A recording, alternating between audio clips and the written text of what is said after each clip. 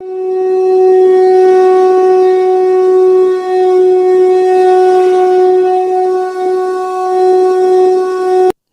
प्रिय मित्रों, मैं ज्योतिषकार कमल आप सबका हार्दिक अभिनंदन करता हूं आपके अपने इस प्यारे यूट्यूब चैनल एस्ट्रो कमल में।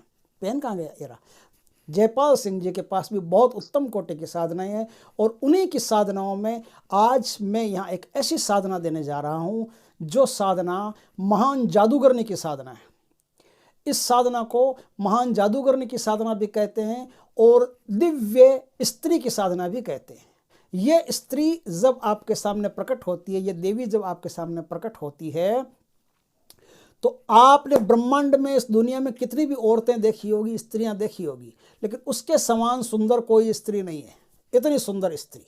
और जब इसके फल सुनोगे तो आपको आश्चर्य होगा कि ये जो है अपने साधक को जिस पर हाथ रख देती है उस अपने साधक को ऐसा मायावी बना देती है। धन दौलत रूप सौंदर्य तो देती है, वो तो अलग चीज़ है, लेकिन इसके साथ वो क्या करती है, वो इतना मायावी बना देती है कि वो आदमी जिसे जो चीज़ दिखाना चाहता है वो तुरंत दिखा सकता है।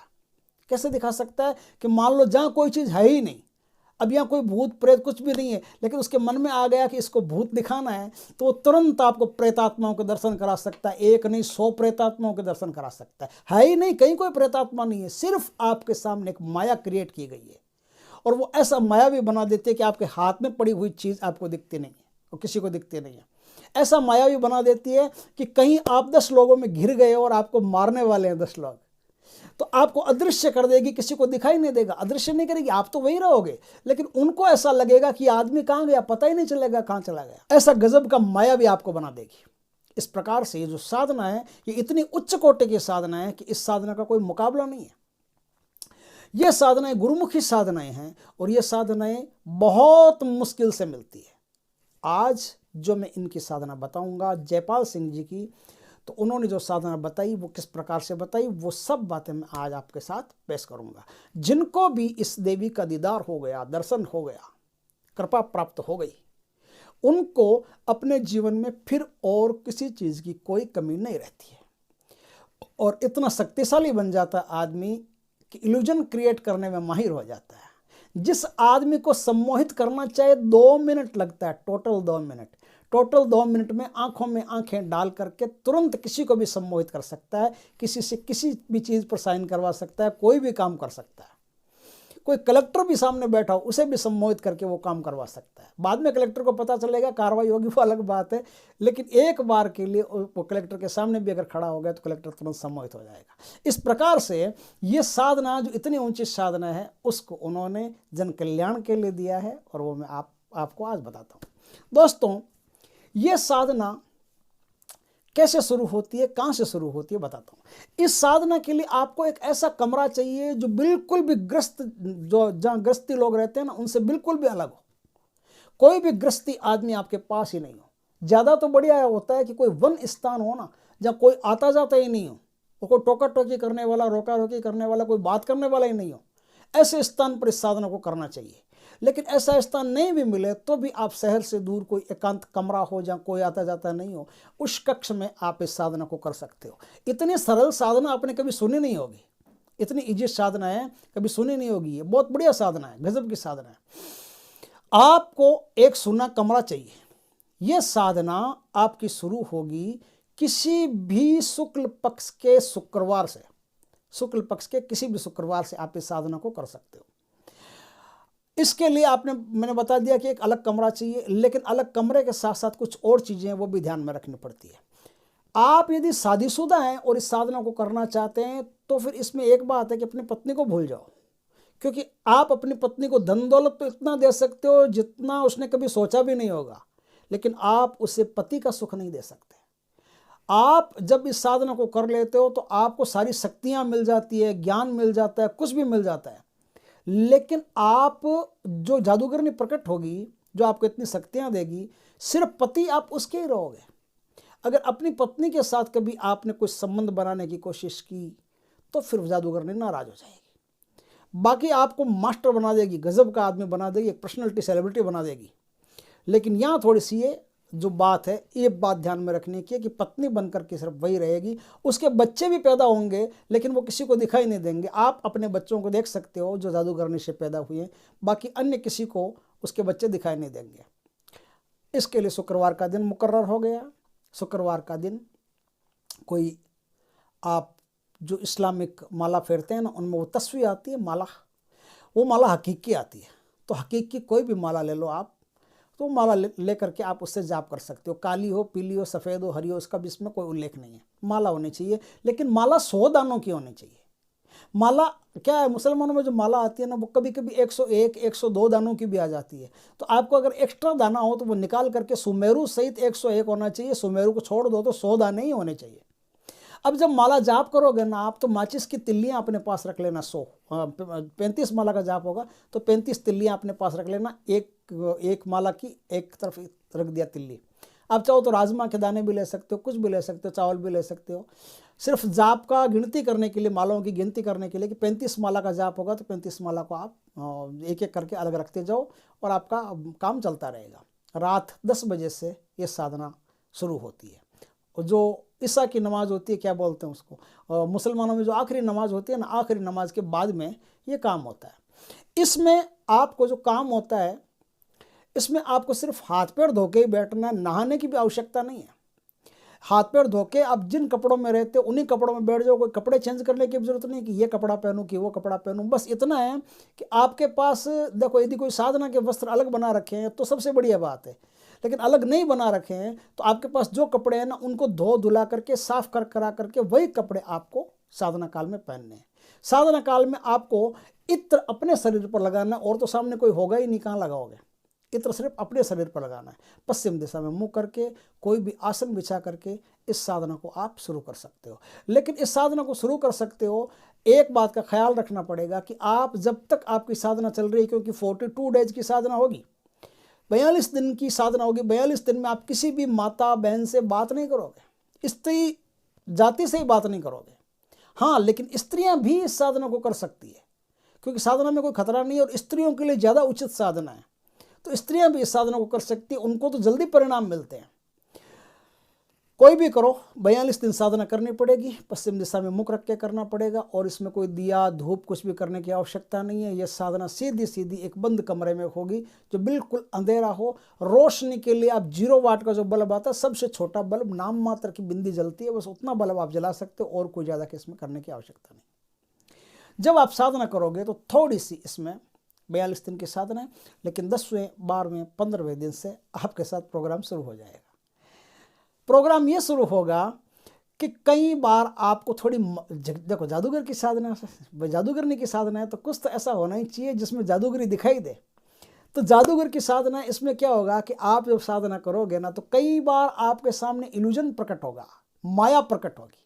कई बार खून के दरिया से बहते दिखाई देंगे, कई बार लगे कोई तालाब, कोई झरना, कोई समुद्र उठ करके आपके पास आ रहा है। ऐसे डराने की कोशिश करेगा आपको थोड़ी, ताकि आप भाग भूग जाओ और साधना बीच में छोड़ छुड़ा करके नक्की कर दो, हमारी परेशानी मिट जाए। लेकिन आप नहीं हटते हो। क्या होता है कि जब आप साधना करने बैठो तो उससे पहले एक तो आपके पास जो आसन होता है ना, वो आसन थोड़ा लंबा होना चाहिए कि जब आप बैठो ना, पालती सालती मार करके या वज्रासन में, कैसे भी बैठो, इसमें कोई बैठने का भी उल्लेख नहीं है कि वज्रासन में बैठना पड़ेगा, कैसे भी बैठो। जब आप बैठो तो आसन इतना लंबा होना चाहिए, इतना बड़ा होना चाहिए कि आपके हाथ पांव जो है किसी भी स्थिति में आसन से बाहर नहीं निकले। आसन की परिधि में ही आपके हाथ पांव रहने चाहिए, शरीर के सारे अंग रहने चाहिए।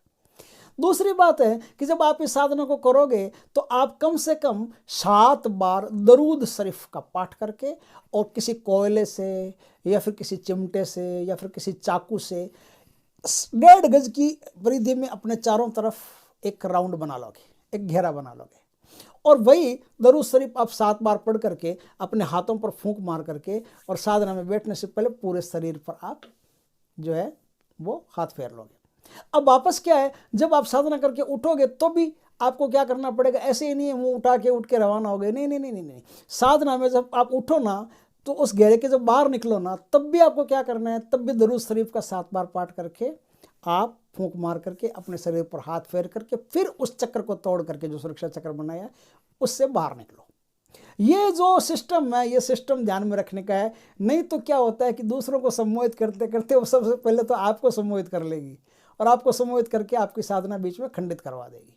तो ये जो बातें हैं ना, ये बिल्कुल सूक्ष्म बातें हैं, इनका ध्यान रखना जरूरी है। इसलिए थोड़े से वीडियो लंबे हो जाते हैं, लेकिन हो जाते हैं तो हो जाते हैं, अपने को उसकी परवाह नहीं है। देखेंगे जो साधक होंगे वो देखेंगे, जिनको करना होगा वो करना हो, इंटरेस्ट हो, इसकी छोटी से छोटी बात का पता होना जरूरी है, ताकि आप कहीं बार बार एस्ट्रो कमल को फ़ोन कर करके और एस्ट्रो कमल उनको फ़ोन कर करके बार बार परेशान नहीं करें। आपको सब बात का पता होना चाहिए। इसलिए वीडियो लंबा हो कोई दिक्कत नहीं, आप आराम से देखते रहना, एक एक चीज़ मैं बताऊंगा। इस प्रकार से आप इस साधना को करोगे। इसमें कई बार ऐसा भी होता है कि 4 किलें होती है, उन 4 किलों को दरूद शरीफ से अभिमंत्रित करके चारों कोनों पर आसन के गाड़ दिया जाता है, लेकिन उतनी आवश्यकता नहीं है, खाली एक चक्कर बना लो, उतना बहुत है। तो इस प्रकार से आपकी ये साधना शुरू होगी। 35 माला आपको रोज जाप करनी है। और भोजन जो है वो खुद बना के खाना पड़ेगा। नहीं आता है तो किसी खानसामा से, किसी आदमी से, इस तरह से किसी से बनाना पहले सीख लो, अच्छी तैयारी कर लो, ताकि साधना काल में भूखों नहीं मरना पड़े। अच्छी तरह से भोजन बना करके खुद खा लो।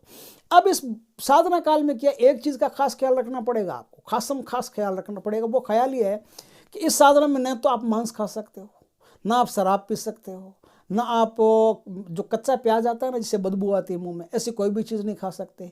हींग नहीं खा सकते, तेज़ मसाले नहीं खा सकते। आपको एक तरह से ये समझ लो कि एक तरह से सात्विक ही रहना पड़ेगा पूरा, जिससे आपके मुंह में किसी भी प्रकार की बदबू नहीं आनी चाहिए। और खुशबू के लिए जो मार्केट में पदार्थ उपलब्ध होते हैं ना खुशबू के लिए, जैसे इलायची वगैरह है या लौंग वगैरह है, वो अपने मुख में रखा करो, तो उससे आपका मुख में खुशबू पैदा होना शुरू होगी। तो साधना काल में आपके मुँह से आने वाली खुशबू ज़रूरी है।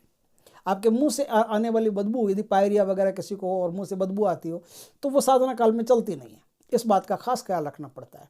यहाँ से आपकी साधना शुरू होती है और 42 दिन साधना चलेगी। 35 माला रोज़ की करनी पड़ती है। 10वें दिन 12वें दिन से आपका अनुभव शुरू हो जाता है, लेकिन थोड़ा पेशेंस भी चाहिए। जिस साधक ने इन साधना को किया है उनका अनुभव क्या है? उनका अनुभव यह है कि 2-3 अनुभव उसमें साथ में जुड़े हुए मैं बता देता हूँ। एक साधक था जिसने साधना को किया और खुद जो दिव्य स्त्री है, जो सुंदरी है, वो आकर के उनके सामने उपस्थित हो गई। और उपस्थित हो गई, बिल्कुल नग्न उपस्थित हुई, शरीर पर पूरे आभूषण पहने हुए लेकिन कपड़े नहीं पहने हुए, सिर्फ नग्न स्त्री। और वो आकर के उनकी जांघ के ऊपर बैठ गई और उनसे निवेदन करती है कि हमारे साथ आप रतिक्रिया करो। तो उसने कहा कि रतिक्रिया तो मैं कर लूँगा, कोई दिक्कत नहीं है, लेकिन आज नहीं करूँगा, मैं कल करूँगा। बोले आज आप जो है वो मेरा काम आप आज कर दो, मैं कल आपका काम कर दूँगा। तो उसने कहा कि हाँ तुम्हारा क्या काम है? तो उसने कहा कि मेरा काम ये है कि मुझे सट्टे का नंबर बता दो। अब देखो मूर्खता देखो आदमी की, सट्टे का नंबर पूछ लिया।